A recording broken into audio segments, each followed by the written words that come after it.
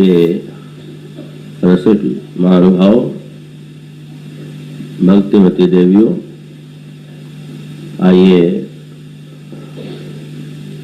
हम सब उस दोहे पर अपने को केंद्रित करें जिसमें गोस्वामी जी ने भगवत कथा को चित्रकूट के रूप में परिवर्तित करने की पद्धति बताई। राम कथा मंदाकिनी चित्रकूट चितचारु, तुलसी सुभग स्नेह बन सिय रघुवीर व्यार।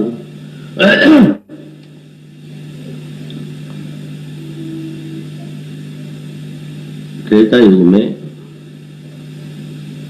भगवान श्री राघवेंद्र जब कैकेयी जी के द्वारा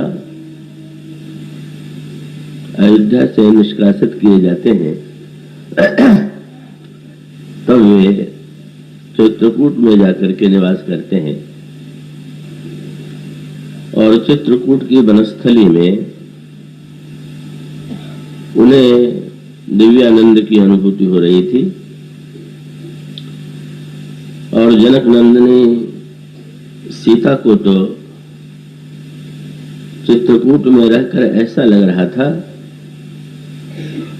कि हजारों अयोध्याओं की अपेक्षा भी यहाँ अधिक सुख का और आनंद का साम्राज्य। लक्ष्मण जी तो चित्रकूट में ऐसे रमे कि एक क्षण के लिए उनको कभी अपने किसी परिवार के सदस्य की या अयोध्या के किसी व्यक्ति की याद कभी नहीं आती। गोस्वामी जी कहते हैं कि यदि हम ये चाहते हों कि हमारे अंतःकरण में भी श्री सीता जी और श्री लक्ष्मण के साथ भगवान राम आकर निवास करें, तो हम अपने अंतःकरण को ही चित्रकूट के रूप में परिवर्तित करने की चेष्टा करें। और वे 3 सूत्र देते हैं। चित्रकूट में नदी है, वन है और पर्वत है। गोस्वामी जी कहते हैं राम कथा ही मंदाकिनी नदी है, अचल चित्त जो है वही चित्रकूट है और प्रेम जो है वही वन है। जब इन तीनों का सामंजस्य हृदय में होता है, हमारा चित्त अचल हो, हमारे अंतःकरण हृदय में प्रेम रस का प्रवाह हो रहा हो, और उस समय यदि कथा की मंदाकिनी हमारे अंतःकरण में प्रवाहित हो, तो गोस्वामी जी ये विश्वास दिलाते हैं कि निश्चित रूप से श्री सीता जी और श्री राम वहां आकर के निवास करेंगे। तो कल आपके सामने चित्त की चर्चा चल रही थी। हमारे महान मनीषियों ने, ऋषियों ने, आचार्यों ने, चिंतकों ने व्यक्ति की समस्या के मूल तक पहुंचने की चेष्टा की कि व्यक्ति के जीवन में जो अंतर्द्वंद है, दुख है, राग है, द्वेष है, इसका उद्भव कहां से होता है, उसका प्राकट्य कहां से होता है। तो जहां तक मन, बुद्धि और अहंकार की बातें हैं वो तो प्रत्यक्ष है, लेकिन मन, बुद्धि, अहंकार के पीछे जिसे चित्त कहते हैं और जहां सारे पूर्व जन्मों के संस्कार जो है संग्रहित हैं, का वस्तुतः समस्याओं का केंद्र न तो मन में है, न बुद्धि में है, न अहंकार में है। समस्या और उसके समाधान का केंद्र जो है वो चित्त है। और वस्तुतः यही संकेत अयोध्या कांड में सांकेतिक अर्थों में दिया गया। अयोध्या में जहां पर इतना पवित्र वातावरण है, अयोध्या के पवित्र वातावरण में अमंगल कहां से आ गया,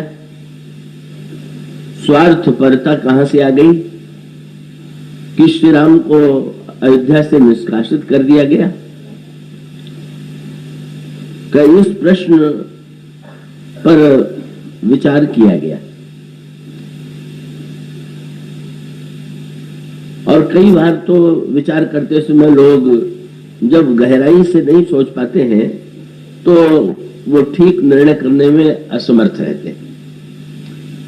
का विशेष रूप से कैकेयी जी के संदर्भ में, कैकेयी जी के शौर्य का, कैकेयी जी के धैर्य का, कैकेयी जी की उदारता का, कैकेयी जी के चरित्र में दिखाई देने वाले सद्भाव का जो चित्र विविध प्रसंगों के माध्यम से आता है, उसको पढ़ करके आश्चर्य होता है। कैकेयी जी क्या सचमुच बदल सकती हैं कि जो इतना अधिक, इतनी उदारता और जिनमें इतने त्याग की वृत्ति दिखाई दे रही थी, वे उस सीमा तक पहुंच जाएं कि जब श्री राम को वन में भेजने में उन्हें संकोच न हो, महाराज श्री दशरथ की मृत्यु का भय भी का उन्हें अपनी दिशा में बढ़ने से न रोक सके। तो कई लोग ये मान करके चलते हैं कि ये परिवर्तन तो कैकेयी जी में हो ही सकता नहीं, इसलिए कैकेयी जी में जो कुछ दिखाई देता है वो भ्रम है।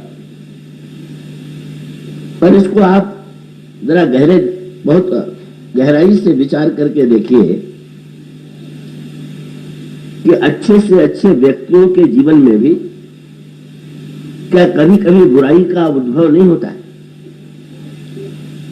और वो एक अच्छे व्यक्ति के द्वारा जब कोई बुराई होती है तो लोग चकित हो जाते हैं कि इतना अच्छा व्यक्ति ऐसा आचरण कैसे कर सकता है। चित्रकूट के ही प्रसंग में एक चित्र गोस्वामी जी ने प्रस्तुत किया। भगवान श्री राघवेंद्र बट वृक्ष की छाया में विराजमान है और अचानक बहुत बड़ी संख्या में पशु जो है वो भाग करके प्रभु के आश्रम में आ गए। दूर दूर उड़ती से दिखाई दी। प्रभु ने जिज्ञासा भरी दृष्टि से देखा। उसी समय कोल किरातों ने आकर के ये सूचना दिया कि श्री भरत आ रहे हैं, और साथ साथ उन्होंने ये भी सूचना दिया कि एक आई अस कहा बहोरी सैन संग चतुरंगन थोड़ी। उनके साथ चतुरंगिनी सेना भी। भगवान श्री राम ने जो ही सुना कि भारत सेना लेकर के आ रहे हैं, वे व्याकुल हो गए।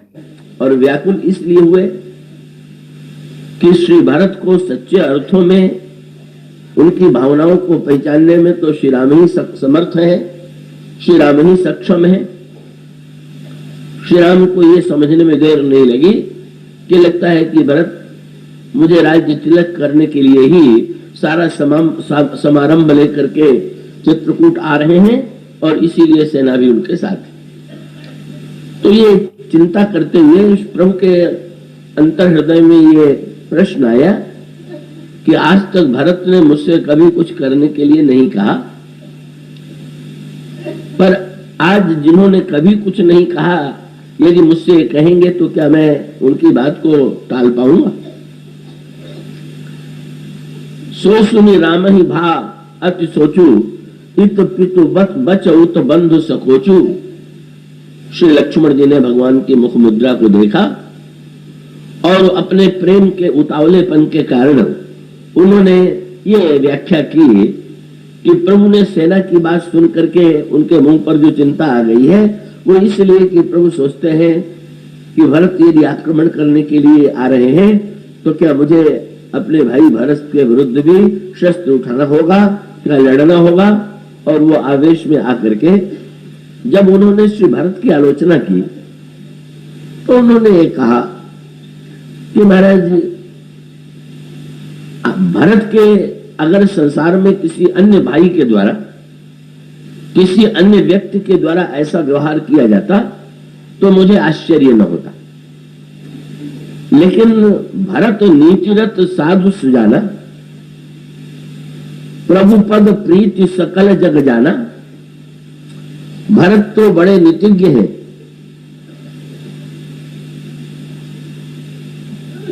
भरत तो बड़े नीतिज्ञ हैं, ऐसा संसार में प्रत्येक व्यक्ति उनके विषय में कहता था कि बड़े सज्जन हैं, बड़े साधु हैं। लेकिन मुझे आज ये देख करके आश्चर्य होता है कि तेऊ आज राम पद पाई, चले धर्म मर्याद मिटाई। वे भी राज्य पद पाकर के इतने उन्मत्त हो गए कि धर्म की मर्यादा को छोड़ करके इस प्रकार का आचरण कर रहे हैं। पर अचानक ये कहते कहते श्री लक्ष्मण जी की मनोधारा बदल गई और उन्होंने कहा कि ये जो मेरा आश्चर्य है ये भी कुछ उचित नहीं। और तब उनको विश्व के अनेक महापुरुषों के नामों की याद आने लगी, इतिहास में योग्य राजाओं की, धर्मात्माओं की याद आने लगी। और तब वे अंत में ये कहते हैं कि कोई भरत ही पहले व्यक्ति ऐसे नहीं है कि जिनमें ऐसा बदलाव आया है। कि इससे पहले भी तो इतिहास में ऐसे व्यक्तियों के चरित्र का वर्णन आता है। और तब उन्होंने कुछ नाम गिनाए, शशि गुरु तिय गामी नहुस, चढ़े भूमि सुर जान, लोक वेद ते विमुख भा, अधम को बेन समान, सहस बाहु सुरनाथ शंकु, केन राजमद दीन कलंकु। श्री लक्ष्मण ने अंत में ये कहा कि राज्यमद ने बहुतों को परिवर्तित कर दिया था। भरत से ऐसी आशा नहीं थी, पर भरत में भी बदलाव आ गया। पर जब श्री लक्ष्मण जी ने नामों का स्मरण किया तो इसका अभिप्राय यह है कि बुरे व्यक्तियों के द्वारा ही बुरा आचरण होता हो, ऐसा नहीं। और आप एक दूसरा पक्ष भी पाएंगे कि बुरे से बुरे व्यक्तियों के द्वारा भी कभी कोई बात ऐसी हो जाती है जो बहुत अच्छी होती है। और अच्छे से अच्छे व्यक्तियों के आचरण में भी प्रतिकूलता दिखाई देने लगती है। ये प्रतिकूलता का मूल कारण क्या है? श्री भरत अंत में लक्ष्मण जी ने कैकेयी जी से श्री भरत को जोड़ दिया और कैकेयी जी से जोड़ करके कहा कि अगर कैकेयी जी इतनी परिवर्तित हो सकती है तो श्री भरत उन्हीं के पुत्र हैं और यदि उनमें परिवर्तन आ गया तो कोई आश्चर्य नहीं। भगवान श्री राम ने श्री भरत के संबंध में एक इसका बड़ा सांकेतिक समाधान दिया, उसकी चर्चा हम आगे करेंगे। पर वो मूल प्रश्न तो यह है कि कैकेयी जी के चरित्र को पढ़ करके ये चकित होने की आवश्यकता नहीं है कि उनमें ऐसा बदलाव कैसे आ गया। उस बदलाव के मूल में चित्त का संस्कार है। चित्त जो है तो उसमें न जाने कितने जन्मों के, न जाने कितने पुराने संस्कार संग्रहित हैं और उन संस्कारों में से कौन सा संस्कार किस समय प्रबल हो जाएगा ये कोई व्यक्ति दावे से नहीं बता सकता है। बुरे व्यक्ति के चित्त में बुरे संस्कारों के साथ साथ अच्छे संस्कार भी होते हैं और वही अच्छे संस्कार कभी कभी संग पा करके या वातावरण की अनुकूलता के कारण बाहर प्रतिफलित होते हैं और तब एक बुरे व्यक्ति के द्वारा भी अच्छा आचरण होता है। और इसी प्रकार से अच्छे व्यक्ति के चित्त में भी जो बुरे संस्कार हैं, अगर उन बुरे संस्कारों को प्रेरणा प्राप्त हो तो बुरे संस्कार जो है वो भी सक्रिय होकर के जीवन में अपनी भूमिका निभाते हैं। गोस्वामी जी ने कैकेयी जी के संदर्भ में एक दृष्टांत बड़ा समझ में आने योग्य और सुंदर दिया। जैसे आप अन्य ऋतुओं में देखिए तो भूमि में कीड़े मकोड़े उतनी मात्रा में नहीं दिखाई देते और गर्मी में तो ऐसा लगता है कि जैसे सारी धरती शुष्क है और उसमें उतने जीव जंतु नहीं। पर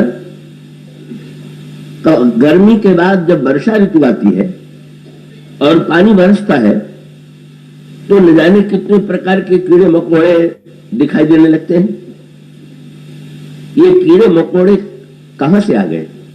क्या वर्षा का जो पानी बरसा उससे कीड़े मकोड़ों की वर्षा होती है क्या?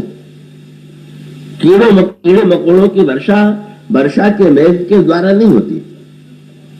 बस केवल सूत्र इतना ही है कि ये सारे के सारे, चाहे वो मेढक हो और चाहे अन्य जीवाणु हो, और वो पृथ्वी के अंतराल में छिपे हुए हैं, सोए हुए।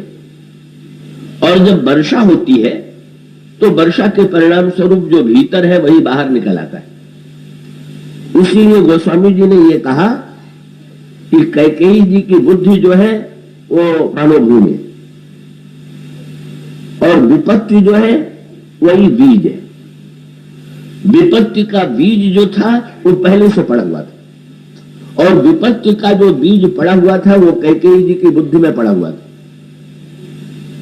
केवल आवश्यकता थी वर्षा की, और वो वर्षा हुई, और जो पहले से ही कैकेयी जी के अंतःकरण में छिपा हुआ था वो मनोभाव सामने आ गया। वो चौपाई आपने पढ़ी होगी। गोस्वामी जी कहते हैं, विपत्ति बीज वर्षा ऋतु चेरी, भूल भाई कुमति कैकेयी केरी, पाई कपट जल अंकुर जामा, फल दो दल दुख फल परिणामा। इस पंक्ति में गोस्वामी जी ने जो संकेत किया कि विपत्ति का बीज पहले से ही कैकेयी जी के अंतःकरण में विद्यमान था। ये बीज कब डाला गया था, कितना पुराना था, और मंथरा ने कैसे वर्षा किया, तो वो जो पुराने बीज पहले से डाले गए थे वो बीज अंकुरित हो गए। और इसका उत्तर भी आपको यही मिलेगा। ये जो बीज था वो विवाह में ही डाल दिया गया। कैकेयी जी महाराज कैकेयी नरेश की पुत्री, और जब कैकेयी के सौंदर्य की प्रशंसा सुन करके महाराज श्री दशरथ ने कैकेयी से विवाह का प्रस्ताव भेजा, तो कैकेयी नरेश जो है का उन्होंने महाराज दशरथ के पास एक संदेश भेजा। देश ये था कि मैं कैकेयी का विवाह आपसे तभी करूंगा जब आप ये वचन दीजिए कि कैकेयी के गर्भ से जो पुत्र होगा वही अयोध्या के राज्य का उत्तराधिकारी बनेगा। देखिए, एक निर्णय सभा के उन्होंने कह दिया, और महाराज श्री दशरथ ने भी बिना विचार किए क्षणिक निर्णय करते हुए वचन दे दिया। परिणाम क्या हुआ? कैकेयी ने आगे भरत जी के राज्य के लिए जो वरदान मांगा उसका मूल तो पिता ने पहले से ही डाल दिया था। कहा चित्त में वो संस्कार, वे दक्ष की पुत्री होने के नाते दक्ष में जो संस्कार, जब कैकेयी नरेश में जो संस्कार थे उसमें उन्होंने ये कहा था वो संस्कार का बीज पहले से पड़ा हुआ था। और विवाह के पश्चात कैकेयी जी अयोध्या में आई, और वहां के वातावरण में उन संस्कारों के उन्नत होने का अवसर नहीं आया, बल्कि सारा वातावरण जो था बिल्कुल भिन्न था। जब उन्होंने देखा कि कौशल्या जी के हृदय में तो मेरे प्रति रंच मात्र सोटिया डाह नहीं है, वो तो बड़े उदार भाव से उन्होंने स्वागत किया कैकेयी जी का। जब उन्होंने ये देखा कि अयोध्या के प्रत्येक नागरिक में बड़ी उदारता है, तो वो उनके पिता के द्वारा जो प्रदत्त संस्कार था वो नष्ट नहीं हो गया, भीतर दब गया। और भीतर दब जाने के बाद अयोध्या के वातावरण के प्रभाव से वे प्रभावित हुई, और उसके पश्चात जब श्री राम का जन्म हुआ तो श्री राम के शील और स्वभाव को देख करके श्री राम ने जिस तरह से अपनी मां कौशल्या की अपेक्षा भी कैकेयी जी को अधिक महत्व दिया, कैकेयी जी को अधिक सम्मान दिया, निरंतर कैकेयी जी के पास रहे। परिणाम क्या हुआ कि ये सारा श्री राम के शील सद्भाव से, अयोध्या की उदारता से, महारानी कौशल्या और अन्य रानियों के सौहार्द से उनके अंतःकरण का वो संस्कार भीतर छिपा रह गया। पर मंथरा ने क्या किया? गोस्वामी जी जब कहते हैं मंथरा तो वर्षा ऋतु है, तो इसका अभिप्राय यह है कि गोस्वामी जी ने सूत्र दिया, कौन कुसंगत पाई नसाई, सत्संग और कुसंग दोनों ही की तुलना वर्षा से की जा सकती है। अगर अंतःकरण में अच्छे बीज हैं अच्छे संस्कार है और कहीं सत्संग के जल की वर्षा हो तो हमारे जीवन में अच्छे विचार क्रियान्वित होने लगते हैं। लेकिन वो स्वामी जी ने ऐसे उत्तर दे दिया कि कभी कभी दुष्ट व्यक्ति भी अच्छे कार्य करते दिखाई देते हैं, पर बहुत निश्चिंत होने की आवश्यकता नहीं। तो कारण क्या बताते हो? वो पंक्ति है रामायण में, खलऊ करई भल पाई सुसंग। दुष्ट व्यक्ति भी संग के प्रभाव से बढ़िया काम करने लगता है, लेकिन ऊपर तो है संग का प्रभाव और भीतर वो समीर का मिटई न मलिन स्वभाव अभंग का, भीतर बाहर के आचरण के परिवर्तन से उसका भीतर का स्वभाव जो है वो नहीं बदल जाता। और यही अंतर्द्वंद जो है कैकेयी जी की समस्या है। और ये कैकेयी जी की समस्या नहीं, हमारी आप सबकी समस्या है कि हमारे आपके अंतःकरण में ये जो विविध प्रकार के संस्कार हैं और जिन पर हमारा कोई बस नहीं, जिन पर कोई हमारा अधिकार नहीं है, और हम ये भी चेष्टा करें कि कभी प्रतिकूल संग न मिले या प्रतिकूल व्यक्तियों से बातचीत न करनी पड़े या कुछ प्रतिकूल पढ़ने को न मिले, तो ये भी संभव नहीं। तो फिर मूल समस्या का समाधान रामायण में ये है जो श्री भरत ने प्रस्तुत किया, चित्रकूट की यात्रा। समाधान एक गुरु वशिष्ठ ने प्रस्तुत किया, वो भी धर्म के द्वारा दिया गया समाधान। धर्म का उद्देश्य भी जो है कि जो समाज में समस्याएं उत्पन्न होती हैं उनको नियंत्रित करना है, उनमें सामंजस्य की स्थापना है। कैकेयी जी में अपने पिता कैकेय नरेश के जो वाक्य का संस्कार था वो मंथरा के द्वारा जगा दिया गया और वो मंथरा के जीवन में मंथरा द्वारा कैकेयी जी के जीवन में जगा दिया गया। और कैकेयी जी सचमुच उसी चित्त के संस्कार से प्रेरित होकर के श्री राम को वनवास और भरत के पुत्र के लिए याचना करती। तो मानो कैकेयी जी की समस्या का वस्तुतः उस बुद्धि में थी जिसमें चित्त के संस्कार जुड़े हुए थे। ये अत्यंत सूक्ष्म प्रसंग होने से मैं उतना इसको विस्तार इसलिए नहीं देना चाहता कि शायद बहुत से लोग उसमें उतने आनंद की अनुभूति न कर सके। पर पातंजल योग दर्शन में चित्त की दो प्रकार की स्थितियों का वर्णन किया गया है, एक विक्षिप्त चित्त और दूसरा निरुद्ध चित्त। जब हमारा चित्त विक्षिप्त हो जाता है, पागल हो जाता है, तो जैसे एक भला व्यक्ति भी पागलपन में जब कोई आचरण करता है तो देख करके विश्वास नहीं होता, कभी ये व्यक्ति तो अच्छा पढ़ा लिखा, अच्छे व्यवहार करने वाला व्यक्ति, इसमें इस प्रकार का पागलपन कहां से आ गया।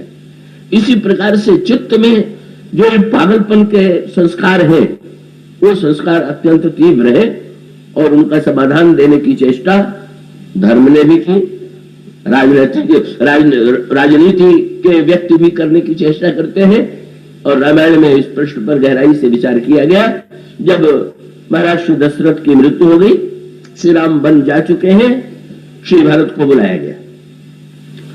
अयोध्या की सभा में गुरु वशिष्ठ ने एक बड़ा ही उत्कृष्ट भाषण दिया और उस उत्कृष्ट भाषण में उन्होंने ये कहा कि अगर प्रत्येक व्यक्ति अपने अपने कर्तव्य और धर्म का पालन करे तो ऐसी स्थिति में समाज धर्म के द्वारा संचालित होगा और धर्म ही समाज की समस्याओं का समाधान है। तो धर्म का केंद्र कहां है?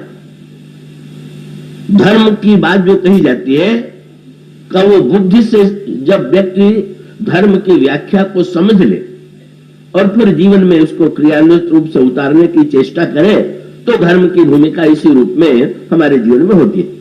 गुरु वशिष्ठ ने जो धर्म की व्याख्या की और धर्म की व्याख्या करते हुए फिर अपनी बात पर आए। उन्होंने कहा, भरत, इस घटना को तुम इस दृष्टि से देखो कि जो घटना हुई का उसमें यद्यपि बड़ा अमंगल, बड़ी पीड़ा, बड़ा दुख दिखाई देता है, पर इस घटना में धर्म के प्रति आस्था का कितना बड़ा स्थान है इसकी ओर मैं तुम्हारा ध्यान आकृष्ट करूंगा। उन्होंने कहा कि तुम्हारे पिता अगर सत्यनिष्ठ न होते तो राम को वन जाने से रोक सकते थे, लेकिन तुम्हारे पिता सत्यवादी थे और शास्त्रों का मत यह है कि सत्य सबसे बड़ा धर्म है, इसलिए उन्होंने सचमुच सत्य के लिए कितना बड़ा त्याग किया जा सकता है इस घटना में उनके चरित्र के द्वारा यह आदर्श जो है समाज के सामने आया। जब सत्य के लिए राम जैसे पुत्र का भी उन्होंने परित्याग कर दिया, तो इसका अभिप्राय है कि संसार में कोई ऐसी वस्तु नहीं है कि जिसका सत्य के लिए त्याग न किया जा सके। और उसके पश्चात उन्होंने कहा कि कोई व्यक्ति कर सकता है कि यह भी हो सकता है कि कई लोग अपने पुत्र का त्याग कर देते हैं, पुत्र से नहीं पड़ती है या पुत्र प्रिय नहीं लगता है तो अभी तो छोड़ सकते हैं। रावण ने तो यही व्याख्या किया था कि राम को तो पिता ने इसीलिए निकाल दिया कि समझ गया कि बड़ा लड़का किसी काम का नहीं, अगुण अमान जानते जिन पिता बनवास। गुरु वशिष्ठ ने कहा कि राम का त्याग उन्होंने कर दिया, ये सत्य था, पर राम से कितना प्रेम करते थे कि तजऊ राम जही बचन ही लागी और तन परिहरे प्रेम पन लागी। श्री राम के प्रेम में, राम के वियोग में जब उन्होंने प्राण का परित्याग कर दिया तो इससे सिद्ध होता है कि राम के प्रति उनका कितना प्रगाढ़ प्रेम था। उनके अंतःकरण में न तो शरीर की चिंता थी न प्राण की चिंता थी। तुम्हारे पिता महान सत्यनिष्ठ थे और भरत पुत्र का कर्तव्य है कि वो पिता के मार्ग का अनुगमन करे, अनुकरण करे। और इसलिए तुम्हारे पिता ने 2 आज्ञाएं दी, उन आज्ञाओं में से एक आज्ञा का पालन श्री राम ने किया और दूसरी आज्ञा का पालन तुम्हें करना है। और तुम दोनों ही भाइयों का कर्तव्य है, तुम दोनों भाइयों के लिए उचित है कि तुम पिता की मर्यादा की रक्षा करो। उन्होंने कहा 14 वर्ष के लिए बन जाने की जो बात थी उसे श्री राम ने स्वीकार कर लिया और वो चले गए। पर पिताजी का दूसरा आदेश था का अयोध्या के राज्य पर भरत की स्थापना, ये आज्ञा अभी बाकी है और इसे पूरा करना तुम्हारा कार्य है। बहुत ही युक्त संगत ढंग से बुद्धि और तर्क पूर्वक उन्होंने अपनी बात समाप्त की। और वहां पर जो कुछ हो रहा है वो बड़ी सुनियोजित पद्धति से मंत्री खड़े हुए, उन्होंने गुरु वशिष्ठ का समर्थन किया, पर समर्थन करने के साथ साथ उन्होंने उसमें थोड़ा संशोधन कर दिया। मंत्रियों को लगा कि भरत को सिंहासन पर बैठना चाहिए तो ठीक, पर गुरु वशिष्ठ ने भी श्री भरत के लिए एक सुविधा दी थी कि जैसे तुम्हारे पिता ने धर्म और प्रेम दोनों की रक्षा की, तो तुम भी चाहो तो धर्म और प्रेम दोनों की रक्षा करो। सत्य और धर्म के लिए तुम सिंहासन पर बैठ जाओ और तुम्हारा जो राम के प्रति प्रेम है उसके लिए उपाय यह है कि सौंपे हूं राज राम के आए, राम के आने पर तुम उनको राज्य सौंप दे देना। तो तुम्हारे पिता ने जैसे धर्म और प्रेम दोनों का समन्वय किया, तुम भी अपने जीवन में दोनों का समन्वय करो।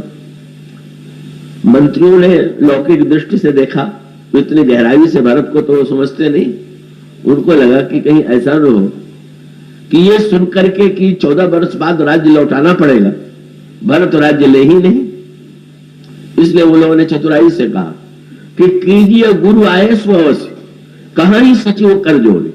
गुरु जी की आज्ञा का पालन अवश्य होना चाहिए, पर बात को मोड़ दिया। 14 वर्ष बाद बोले रघुपति आए उचित जस पुनितस कर्म मोर। श्री राम के आने पर अब आप दोनों मिलकर के निर्णय कर दीजिएगा और जैसा उचित हो वैसा कीजिएगा। और उसके पश्चात कौशल्या अम्मा ने श्री भरत की ओर देखा। मां का हृदय तो बड़े वात्सल्य भावना से और उदारता से भरा हुआ है। जब मां ने देखा कि भरत तो इस प्रस्ताव को सुनकर के प्रसन्न नहीं प्रतीत हो रहे हैं, तो उन्होंने बड़े स्नेह से भरत से वाक्य कहा, कौशल्या धन धीरज कहि पूत पथ्य गुरु आय सुहाई। पुत्र गुरु की आज्ञा पथ्य, और पथ्य चाहे स्वादिष्ट न लगे फिर भी जैसे रोगी स्वीकार करता है, इसी तरह से इस समय लोग जो है राम वियोग कुरोग भिगोए। अयोध्या में एक रोग फैला हुआ और उस रोग के जैसे शरीर के रोग की दवा वैद्य देता है, मन के रोग की दवा देता है गुरु। तो गुरु वशिष्ठ ही इस समय जो रोग इस समय अयोध्या में व्याप्त है, उस रोग का समाधान गुरु वशिष्ठ जैसे महापुरुषों के द्वारा ही दिया जा सकता है। इसलिए वे जो कुछ कह रहे हैं उसे तुम स्वीकार करो। गोस्वामी जी ने बड़ा मधुर सूत्र दिया। जब ये गुरु वशिष्ठ मंत्री और मां कौशल्या बोल चुके तो श्री भरत बोलने के लिए खड़े हुए। अब यह इस प्रसंग के दोनों सूत्रों को मिला करके मैं, क्योंकि आज और कल 2 ही दिन है, इसकी संक्षेप में व्याख्या करूंगा कि गोस्वामी जी ने कहा कि राम कथा की मंदाकिनी और चित्त का चित्रकूट। लेकिन आपने कई पर्वतों को ऐसा देखा होगा कि जो पर्वत है तो विशाल, चट्टानें बड़ी बड़ी है, पर जब ऐसे पर्वतों पर वृक्ष न दिखाई दे, हरियाली न दिखाई दे, तो उस पर्वत को देख करके व्यक्ति के मन में ऊंचाई का भान तो होता है, पर आनंद और रस की अनुभूति नहीं होती। और कहीं पर्वत के साथ साथ वन भी हो तो वन होने पर व्यक्ति उस वनस्त्री को देख करके आनंदित होता है। तो गोस्वामी जी ने एक मीठा संकेत किया, क्या बोले, योगी लोग भी चित्त वृत्ति का निरोध करते हैं, और जिनमें चित्त वृत्ति का निरोध है तो मानो उनका चित्त जो है पर्वत के समान। पर अगर वो योगी केवल चित्त वृत्ति का निरोध तो कर ले, पर भगवान के प्रति प्रेम न हो, तो वो वन रहित पर्वत है। वो योगी है जिसके जीवन में भक्ति और प्रेम नहीं है, का वो जो योगी हो, उनकी योगियों की महिमा के रूप में उसके दर्शन भले ही हो, लेकिन सच्चे अर्थों में तो दोनों का समन्वय चाहिए। क्या? प्रेम का वन और चित्त की अचलता। तो श्री भारत में अब वो जो समस्या है उसका समाधान श्री भारत में है। दोनों आप देखेंगे, श्री भारत बोलने के लिए खड़े हुए, और श्री भारत ने जो उत्तर दिया उसमें बुद्धि तो है ही है। गोस्वामी जी ये कहते हैं कि दे तो उचित उत्तर समय। भरत जी प्रत्येक व्यक्ति को उचित उत्तर दे रहे हैं, पर उसके पहले गोस्वामी जी ने कहा कि श्री भरत बोलने के लिए जब खड़े हुए तो उनकी दशा कैसी है? सानी सरल रस मातु वाणी सुनी भरत व्याकुल भय। और तब उनके आंखों से आंसू गिरने लगे। गोस्वामी जी ने कहा ये आंसू वस्तुतः लोचन सरोरुह स्रवत सींचत विरह उर अंकुर नए। भरत जी के अंतःकरण में जो राम के विरह का अंकुर है उसको अपने आंखों के जल से वे सींच रहे। सींचने का अभिप्राय यह है कि जब जल की वर्षा होती है तो सींचने की आवश्यकता नहीं होती है, पर किसी समय अगर वर्षा न हो तो अगर सिंचाई का साधन है तो खेती बच जाएगी, और सिंचाई का साधन नहीं है तो खेती सूख जाएगी। तो वस्तुतः भरत तो आशा कर रहे थे कि मेरे अंतःकरण में जो विरह का अंकुर है, गुरुदेव गुरु वशिष्ठ जो है मेघ बन करके ऐसे जल की वर्षा करेंगे कि जिससे मेरी भावनाओं का अंकुर जो है और आगे उसको प्रोत्साहित करेंगे। उनके मन में धारणा थी कि गुरु वशिष्ठ शायद यही प्रस्ताव करेंगे कि सबको चित्रकूट चल करके श्री राम को लौटाना चाहिए, लेकिन गुरु वशिष्ठ तो भारत से राज्य लेने के लिए कह रहे हैं। तो लगा कि मेघ ने जल की वर्षा तो नहीं की, लेकिन भरत जी के पास तो स्वयं जल का अनंत स्रोत है, और वो जल का उनके अंतःकरण में प्रेम लबालब भरा हुआ है, और वो प्रेम जो है वही आंसू के माध्यम से मानो बाहर निकल करके बह रहा है। और गोस्वामी जी कहते हैं का भाषण जब हुआ तो लोचन सरोरुह स्रवत सींचत विरह उर अंकुर नए। और बहुत बढ़िया बात है, बुद्धि की बात तो सुनने के बाद में व्यक्ति प्रभावित होता है, पर प्रेम और बुद्धि में अंतर क्या है? बुद्धि की बात जब बुद्धि ग्रहण करेगी तो प्रभावित होगी। तो भरत जी का भाषण सुन करके लोग यदि प्रभावित होते तो कोई आश्चर्य नहीं था, पर गोस्वामी जी ने कहा कि जब अयोध्या के नागरिकों ने, स्त्रियों ने, पुरुषों ने श्री भारत की इस दशा को देखा, क्या हो गया? सो दशा देखत समय ते बिसरी सबही सुधि देह के। जितने सुनने वाले वहां बैठे हुए थे उनको अपने शरीर की सुध बुध बिल्कुल भूल गई। और तुलसी सराहत सकल सादर सीम सहज स्नेह की, चारों ओर भरत के स्नेह की सराहना होने लगी।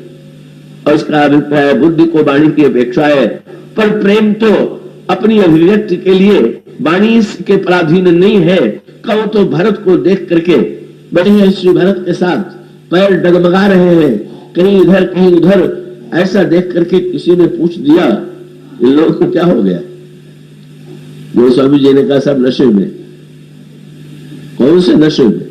गोस्वामी जी का वाक्य आपने पढ़ा होगा, जाहि स्नेह सुरा सब छाके, स्नेह की सुरा पी करके, और स्नेह की सुरा पी करके इतनी मस्ती आई हुई है कि शिथिल अंग पग डगमग डोले ही, दुर्बल वचन प्रेम बस बोले ही। ये प्रेम की दिव्य स्थिति है। इसी को लेकर के, प्रेम लेकर के चित्रकूट की ओर प्रस्थान श्री भरत की भूमिका इस रूप में दिखाई देती है। और इस नशे की विशेषता क्या है? श्री भरत में तो मानो प्रेम का अमृत भी है और प्रेम की सुरा भी, दोनों विद्यमान है। भरत समुद्र है, और जैसे समुद्र का मंथन करने पर उसमें सुरा भी निकली थी और उसमें अमृत भी निकला था, इसी प्रकार से जब भरत समुद्र का मंथन किया गया तो उसमें सुरा भी निकली और अमृत भी निकला। स्नेह की सुरा निकली और प्रेम का अमृत निकला। गोस्वामी जी का अभिप्राय है कि उस समुद्र का की सुरा जो थी वो तो बड़ी घातक थी, उसे तो असुरों ने पिया। पर भरत के चरित्र में पूछा गया कि अगर भरत का चरित्र समुद्र है और मंथन करके उनमें 14 रत्न निकाले गए, तो ऐसी स्थिति में उस मंथन में जो सुरा निकली होगी वो तो असुरों की योग्य होगी। ना ना, श्री भरत के तो सुरा भी इतनी कल्याणकारिणी है। तो भगवान श्री राम ने श्री हनुमान जी से जानबूझ करके पूछ दिया, बोले भरत ने जब तुम्हारे ऊपर बाण चला दिया तो लगता है भरत से पहचानने में भूल हो गई, भरत को भ्रम हो गया कि तुम्हें उन्होंने राक्षस समझ करके बाण चला दिया। तो श्री हनुमान जी ने कहा कि प्रभु, ज्ञान तो सबका कल्याणकारी होता, लेकिन किसी का भ्रम कल्याणकारी हो सकता है, ये तो हमने भरत जी के दर्शन से पाए। बोले उनका ज्ञान ही कल्याणकारी नहीं, उनका भ्रम भी कल्याणकारी। क्या? बोले महाराज, अगर ये भ्रम उनको न होता तो मेरा भ्रम तो न टूटता। इसलिए मैं तो ये कहूंगा कि ज्ञान से भ्रम तो मैंने सुना था, पर भ्रम से भ्रम मिटने की बात तो भरत में मिली। क्या भ्रम टूट गया? बोले प्रभु, आपने बड़ा अनोखा खेल रच दिया। कल लक्ष्मण जी को मेघनाद नहीं उठा पाया तो आपने मुझे शक्ति दे दिया और मैं उठा के ले आया। सुखेड़ वैद्य को आपने लाने के लिए कहा तो घर सहित मैं उठा करके ले आया। जब आपने दवा लाने के लिए कहा तो पर्वत मैंने उठा लिया। ये असंभव से कार्य सब आपने कराए मुझसे, पर मुझे एक भ्रम हो सकता था। रोग आने के पहले भरत जी ने उसे दूर कर दिया। क्या? कि मैं ये सोचने लगता कि अगर मैं न होता तो इतनी बड़ी बड़ी वस्तुओं को कौन उठाता, लेकिन उनके बाण ने तो मेरा सारा भ्रम दूर कर दिया। क्या? जब उनका बाण लगा और मैं गिरा और आंख खोलने के बाद मैं ढूंढने लगा कि वो जो पर्वत में उठाए हुए था वो कहां है, तो देखा कि वो आकाश में। तो प्रभु मैं समझ गया कि भरत जी के बाण ने बता दिया कि अगर तुम उठाए हुए होते तो तुम्हारे गिरने पर पर्वत भी तो गिरता। तुम गिरे, पर्वत नहीं गिरा, इसलिए उठाने वाला कोई और था, तुम नहीं। इसलिए गोस्वामी जी कहते हैं भारत के इस दिव्य चरित्र में प्रेम अमीय मंदर विरह, प्रेम का अमृत तो है ही है और सुरा भी है, लेकिन सुरा ऐसी है कि जो जीव के साधन की यात्रा की थकान को मिटा दे। बड़ा सांकेतिक सूत्र है। बहुधा जो शराब का समर्थन करना चाहते हैं का उनकी कभी कभी ये धारणा रहती है कि उसको पी लेने पर थकान मुड़ जाती है। कई एक सुरा की व्यवस्था गुरु वशिष्ठ ने भी करने की चेष्टा की थी। अब एक सुरा गुरु वशिष्ठ दे रहे थे और दूसरी सुरा श्री भरत के चरित्र के द्वारा समाज को मिली। गुरु वशिष्ठ के वाक्य को श्री भरत ने सुरा के रूप में प्रस्तुत किया। उन्होंने कहा, मां आपने ये कहा कि हम सब रोगी हैं और रोगी के लिए वैद्य जो पथ्य बतावे, जब वो जो दवा दे उसे स्वीकार करना चाहिए। पर मां, आज तो मैं जो दवा सुन रहा हूं, क्या सचमुच वही दवा है क्या? और तब भरत जी ने निदान करते हुए कहा, ग्रह ग्रहित पुण्य बात बस तेरी पुण्य बीछी मार और ताही पियाई बारूणी कहूं कवन उपचार। कोई ग्रह दशा आ गई हो, बात रोग हो गया हो, बिच्छू मार दे और वैद्य उसको शराब पिला दे तो कोई रोग की चिकित्सा? और उसका अभिप्राय ये प्रसंग विस्तृत है, पर उसका अभिप्राय यह है कि अयोध्या में ये 3 प्रकार की समस्याएं आई हुई हैं और उन 3 प्रकार की समस्याओं का जब गुरुदेव ये कह करके समाधान करते हैं कि भरत तुम समस्या सिंहासन पर बैठ जाओ, तो क्या राज्य मद की सुरा पी करके मुझे उन्मत्त तो बना देने में ही इन समस्याओं का समाधान है क्या? या अगर सारे समाज के लोग सुरा पी लेंगे, सुरा माने भुलावे की शक्ति, भूल जाने की, तो कुछ देर जब व्यक्ति नशे में होता है तो थकान भी भूल जाता है और बातें भी भूल जाता है। इसी प्रकार से मानो कुछ समाधान ऐसे हैं कि व्यक्ति उन बातों के द्वारा क्षणिक समाधान पा लेता है और कुछ समय के लिए उसको ऐसा लगता है कि थकान मिट गई। पर श्री भरत जी के चरित्र की विशेषता क्या है? वे जो प्रेम और सुरा दोनों देते हैं, वो सुरा सचमुच है अद्भुत सुरा।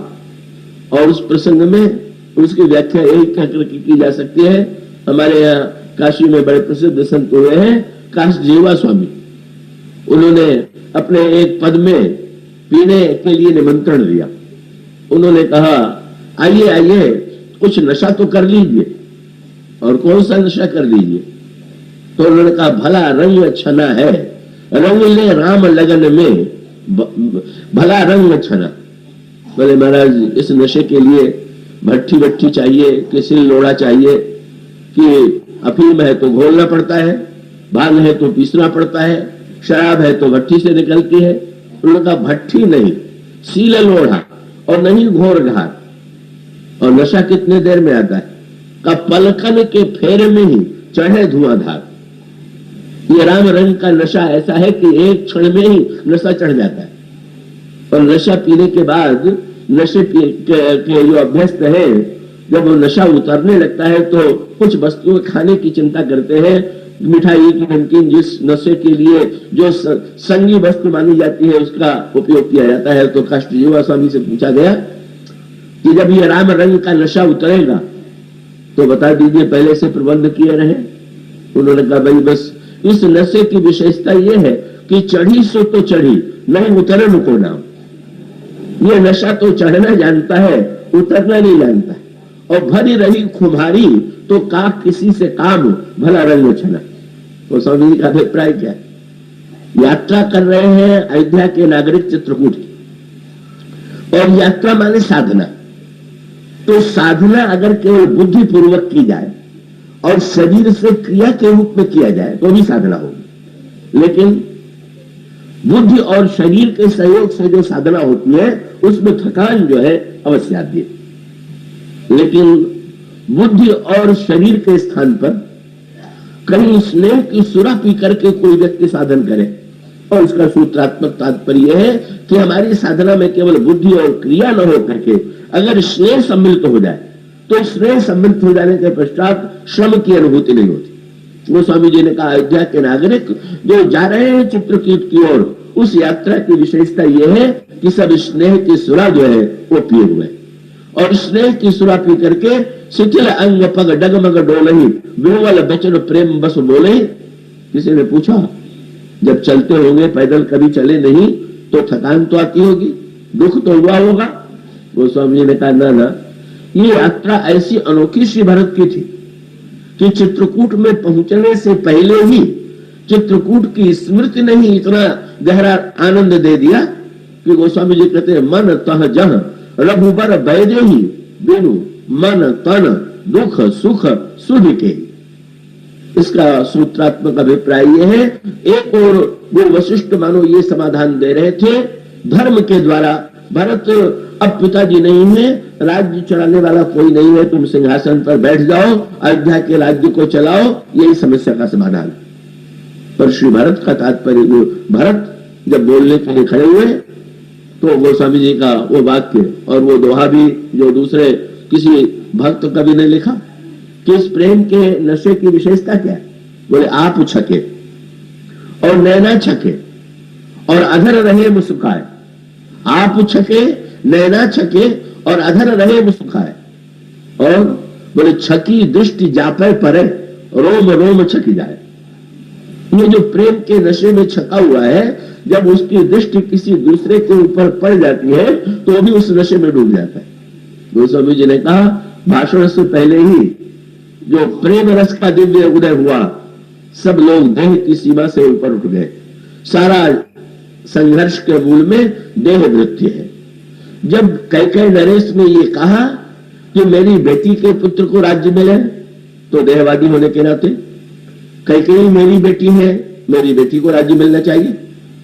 और कैकेयी जी ने जब कहा कि भरत को राज्य मिले, तो देह के नाते बस देह की वृत्ति का जो उदय हुआ है उसका समाधान तो विदेह होने में है, और वो विदेह बनाने की सामर्थ्य जो है या तो ज्ञान में है या प्रेम में।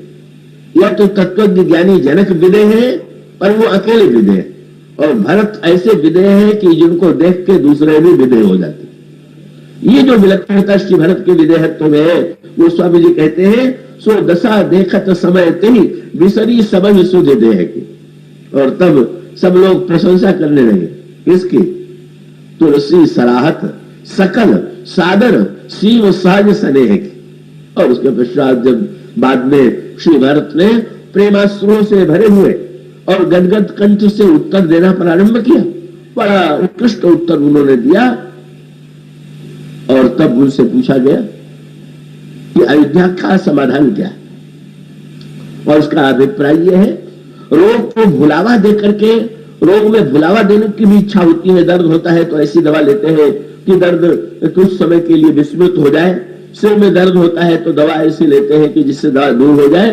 पर ये दर्द का भुलावा दर्द की सच्ची दवा नहीं है, दर्द का कारण जब मिटता है तो ये समस्या का सही समाधान है। अंत में श्री भरत क्या उत्तर देते हैं? जो श्री भरत ने उत्तर दिया, मानो उसका अभिप्राय यह है कि समाज में जो स्वार्थपरता है, काम है, क्रोध है, लोभ है, इनकी वृत्तियां हैं, समस्या का जो उद्भव हुआ है वो तो इनके कारण हुआ है। अब बाहर से ही केवल अगर प्रयत्न किया जाए तो कुछ समय के लिए कोई लक्षण दब सकता है, लेकिन भीतर अगर रोग बना हुआ है तो उसका समाधान होना चाहिए, और श्री भरत इसका समाधान देते। अंत में श्री भरत ने कहा कि प्रातः काल चलियो प्रभु पाई। इसका सूत्रात्मक अभिप्राय यह हुआ कि श्री भरत ये कहते हैं कि अगर ऐसी समस्याएं जीवन में आवे कि जब समस्या काम क्रोध लोभ के कारण हमारे अंतर मन में समस्याएं उत्पन्न हो गई, और श्री भरत ने एक नई दृष्टि दी, और वो दृष्टि प्रेमी की दृष्टि थी। श्री भरत का तात्पर्य था कि गुरुदेव, किसकी आज्ञा का पालन करना चाहिए? धर्मशास्त्र क्या कहता है? बोले पिता की आज्ञा। तो गुरुदेव, ये आज्ञा भरत को राज्य की किसकी है? पिताजी की है। तब किसकी है? बोले पिताजी के मन में तो एक ही संकल्प था कि किसी तरह से श्री राम को सिंहासन पर बैठा हुए, और आपसे ही उन्होंने प्रार्थना की थी, और आपने ही उनको अनुमति देते हुए कहा था कि वो तुरंत आप जो है बेग विलंबन करी नृप साजिए सबई समाज सुदिन सुमंगल तबहि जब राम हो युवराज। हमारे पिताजी के मन में श्री राम को सिंहासन पर बैठाने का संकल्प था, और गुरु के रूप में आपने यही कहा, समर्पण की प्रेरणा दी, सिंहासन पर बैठने के लिए कहा कि जल्दी से जल्दी ये काम करो। गुरुदेव, ये आज्ञा मेरे पिताजी की होती तो मैं मान लेता, पर ये आज्ञा किसकी है? बोले पता लगाइए तो पता चलेगा महाराज की ये तो आज्ञा थी ही नहीं। कई आज्ञा तो कैकेयी जी ने उनको बाध्य किया, और वे भी आज्ञा उन्होंने मुंह से नहीं दी, केवल कैकेयी आज्ञा उनकी ओर से देती रही, और वो मौन रहे, और मौन को श्री राम ने स्वीकृति का लक्षण मान लिया और बन चले गए। तो गुरुदेव अगर विचार करके देखें तो आज्ञा पिताजी की नहीं है, महारानी की है, कैकेयी की है।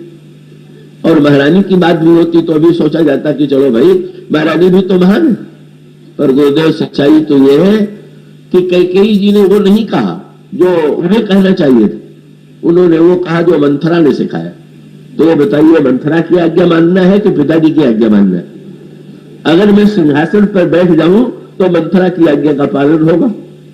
मानो धर्म जो क्रिया प्रधान है उसके स्थान पर श्री भरत ने एक नई दृष्टि देकर के ये कहा कि ना ना, बहिरंग रूप से अपने आप को भुलावा मत दीजिए, शब्दों के साथ छल मत कीजिए, अपितु अंतरंग में विचार करके देखिए कि जब आज्ञा के नाम पर कोई बात कही जाती है तो उसके पीछे आज्ञा देने वाले की वृत्ति क्या है, भावना क्या है, उद्देश्य क्या है।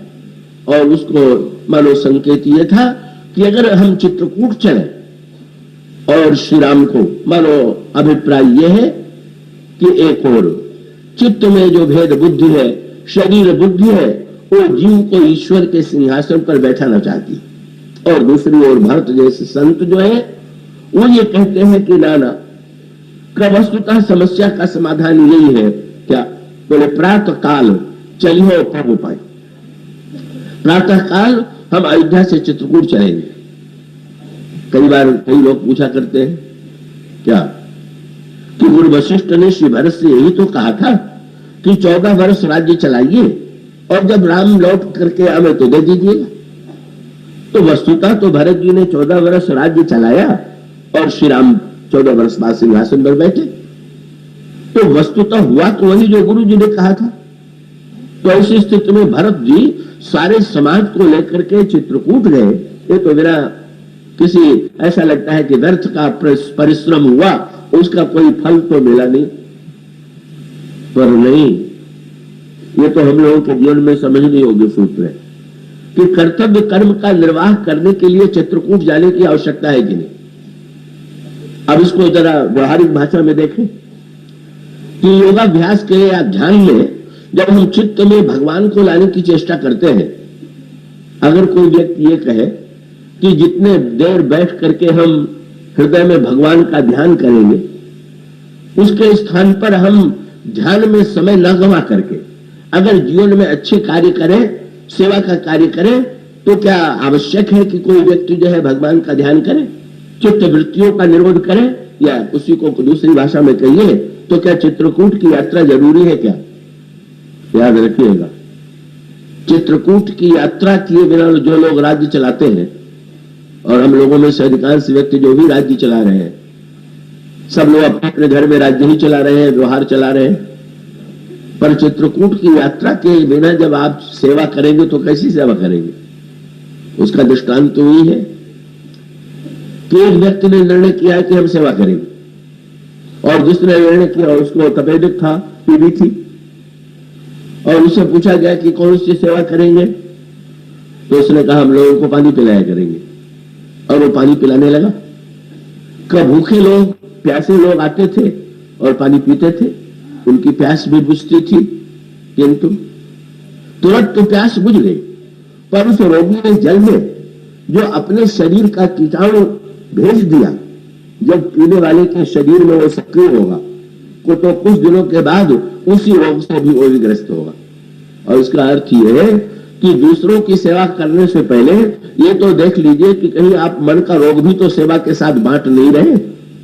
व्यवहार के साथ आप अपने मन में, अगर हमारे मन में काम है, क्रोध है, लोभ है, अहंकार है, स्वार्थपरता है, और उसको लेकर के हम व्यवहार चलावेंगे तो व्यवहार में तत्काल तो लाभ लगेगा ही, लेकिन याद रखिएगा हम अपने मन का रोग जो है अपने परिवार में भी फैलावेंगे, समाज में भी फैलावेंगे, इसमें कोई संदेह नहीं। मानो मूल तत्व यह है कि चित्रकूट चल करके, चित्रकूट पहुंच करके राज्य चलाना एक बात है, और बिना चित्रकूट जाए राज्य चलाना दूसरी बात है। और चित्रकूट जाने का अभिप्राय आध्यात्मिक अर्थों में प्रातः काल उठ करके जब ये कहा जाता है कि आप नेत्र मूंद करके ध्यान कीजिए, आगे जाना है बाहर, पर बाहर जाने के पहले यह संकेत सूत्र दिया गया कि पहले भीतर तो जाइए, और भीतर जाकर के उस ईश्वर से अपने को जोड़िए। चित्रकूट में श्री भरत क्यों जा रहे हैं? श्री राम से मिलने के लिए, और वहां जाकर के वे श्री राम से मिलेंगे, और मिलने के बाद उनकी आज्ञा और उनकी पादुका लेकर के आवेंगे, और तब अयोध्या में राज्य काज चलावेंगे। अयोध्या है बुद्धि और चित्त है चित्रकूट। राज्य चलेगा बुद्धि में, व्यवहार चलेगा बुद्धि से, पर जब तक चित्रकूट में प्रवेश नहीं होगा, चित्रकूट की यात्रा नहीं होगी, जब तक श्री राम से संबंधित, जब भगवान श्री राम से श्री भरत ने यह कहा कि भरत तुम्हें तो अयोध्या का राज्य चलाना है, तो श्री भरत जी ने प्रभु से कहा कि प्रभु कोई आधार दीजिए। प्रभु ने अपनी पादुका दे दी, और जब पादुका दी तो प्रभु उस पादुका को सिर पर रख करके श्री भरत आनंद में डूब गए। प्रभु ने कहा भरत तुमने तो मुझसे आधार मांगा था, पर मैंने अगर आधार भी दिया था तो तुमने तो भार बना लिया। अरे पादुका मैंने दिया था तो उसे तुम पैर में पहन लेते तो आधार हो जाता, पर जब तुमने सिर पर रख लिया तो भार ही हुआ। श्री भरत जी ने कहा, प्रभु आपने मुझे वो वस्तु दे दिया जिससे राज्य चलाते समय मुझे 2 सूत्रों का ज्ञान हो गया। क्या? बोले प्रभु वस्तुतः पादुका तो आपने दी, पर प्रभु जो पादुका आपने दी वो किसके पद की थी? प्रभु ने कहा मेरे पद की। तो श्री भरत ने कहा पहली बात तो यह है कि प्रभु पादुका पहनने से आधार तो बनता है, पर पादुका दूसरे की पहने तो भी क्या आधार बनेगा क्या? अगर कोई व्यक्ति दूसरे की पादुका में अपना पैर डाल दे, गोस्वामी जी ने दोहाई रामायण में कहा जूतों के पास आंखें तो नहीं दिखाई देती, पर जूते बिना आंख के भी पैर को इतना पहचानते हैं कि बिनु आंखिन की पान ही लखी पहचानत पाए, वो पहचान जाते हैं। और आपसे मूक भाषा में जूता जरूर कह देगा कि मैं आपका नहीं हूं, आप पैर निकाल लीजिए। अगर सभ्य व्यक्ति होगा तो निकाल ही लेगा, और यदि चोरी की वृत्ति से आया होगा तो भाषा क्यों सुनने लगा? तो श्री भरत ने कहा प्रभु मैं यही तो चाहता था कि राज्य चलाते समय ये ध्यान बना रहे कि ये पद प्रभु का है, पादुका प्रभु की है। जीव अगर ईश्वर के पद में अपना पद घुसेड़ देगा, उनकी पादुका में तो चोर ही कहलाएगा। ऐसी स्थिति में यही तो आपने राज्य चलाने का महामंत्र दे दिया कि राज्य व्यवहार चलाते समय सर्वदा इस बात का ध्यान रहे कि ये जो अयोध्या का राज्य पद है ये वस्तुतः प्रभु का पद है, और उनकी पादुका के द्वारा श्री भरत का अभिप्राय यह था कि प्रभु मैंने तो ये सूत्र पा लिया। तो ये श्री भरत की जो चित्रकूट यात्रा है, साधना की यात्रा का अभिप्राय यह है समस्याओं का समाधान केवल बाहर मत ढूंढिए, भीतर लौटिए। और श्री भरत ने घोषणा कर दिया प्रातः काल चलियो प्रभु पाही, आपन दारुण दीनता सबही कहूं समुझाए, देखे बिनु रघुवीर पद जिय की जरन न जाए। बिना जब तक भगवान के चरणों का दर्शन नहीं होगा, अयोध्या का पद पा करके मेरी जलन नहीं शांत होगी।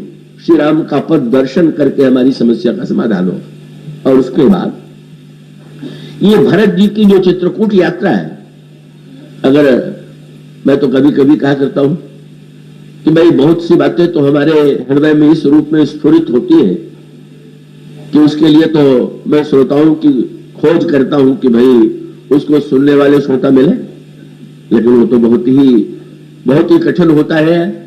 अधिकांश व्यक्ति का उतनी सूक्ष्मता में प्रवेश करने से घबराते हैं। पर केवल उसका एक पक्ष मैं आपके सामने रख दूं कि पातंजलि योग दर्शन में चित्त वृत्तियों के निरोध के लिए का उन्होंने पहले तो ये बताया है कि चित्त में ये अविद्या, अस्मिता, राग, द्वेष और अभिनिवेश, यही है पंच अविद्या के लक्षण। और अयोध्या में इसी का उदय हुआ, अविद्या का, अस्मिता का, और इसी का सूत्र गोस्वामी जी ने दिया। जब महाराज दशरथ का संकल्प पूरा नहीं हुआ तो गोस्वामी जी ने कहा कौने अवसर का भयऊ गयऊ नारी विश्वास, जोग सिद्धि फल समय जिन जति अविद्या नाश। जब हमारे अंतःकरण में अविद्या वृत्ति का उदय होगा तो निश्चित रूप से ईश्वर हमारे जीवन से दूर चला जाएगा। यही चित्त की विक्षिप्त स्थिति है। और अगर उस ईश्वर को हम पाना चाहते हैं तो चित्रकूट की यात्रा माने, पातंजलि योग दर्शन में जो साधना के स्वरूप बताए गए, चित्त वृत्ति के निरोध का उपाय क्या है, यही मानो चित्रकूट की यात्रा है। जितने साधन चित्त वृत्ति को बस में करने के बताए गए हैं, का प्रत्येक मार्ग ने, प्रत्येक आचार्य ने अपनी अपनी पद्धति से चित्त के निरोध का संकेत किया। श्री भरत जी तो सबको साथ में लेके जा रहे हैं। श्री भरत जो है का हाथी पर जो बैठे हुए हैं, हाथियों का भी उन्होंने प्रबंध किया है, घोड़ों का भी प्रबंध किया है, रथ का भी प्रबंध किया है, पैदल भी चल रहे हैं।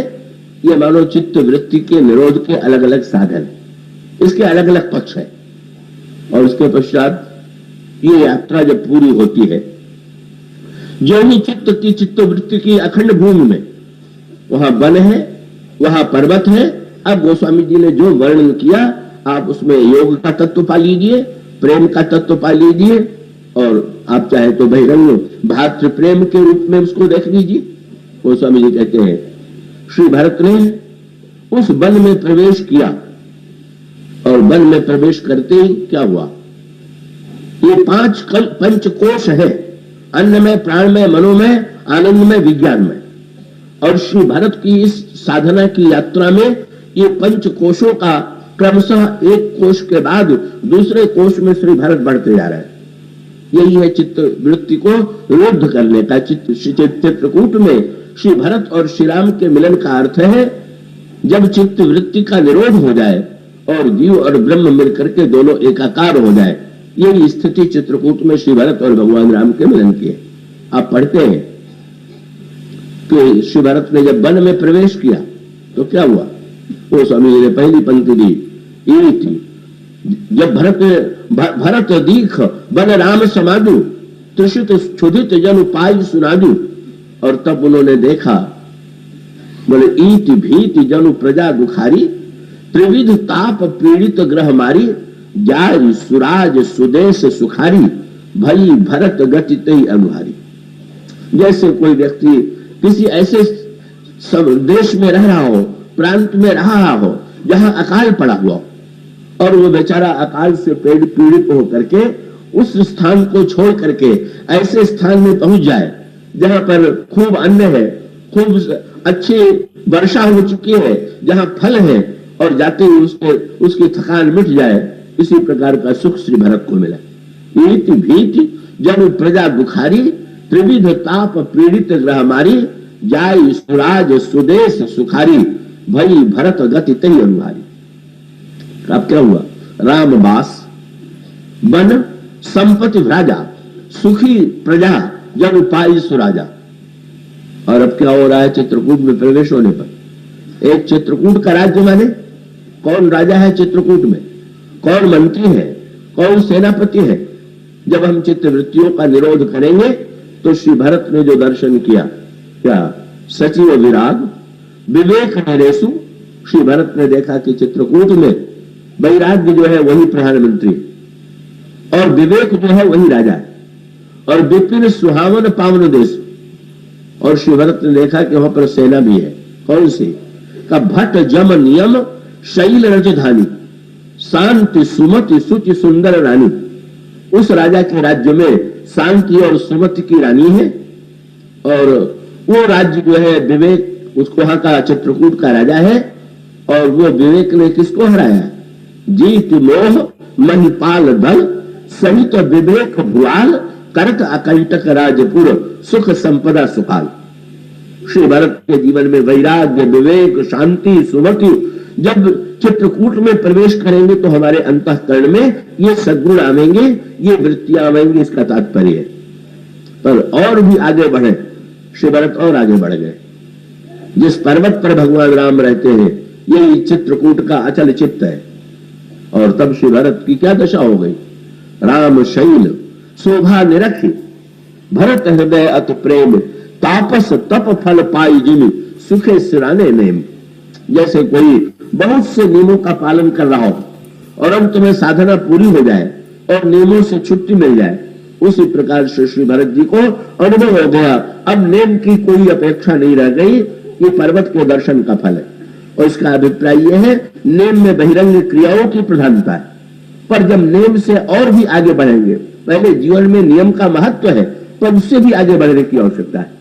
और तब गोस्वामी जी ने कहा, जिस पर्वत में, उस आश्रम में भगवान रहते हैं, उस पर दृष्टि श्री भरत की जब जाती है तो गोस्वामी जी ने ठीक सूत्र दे दिया, क्या,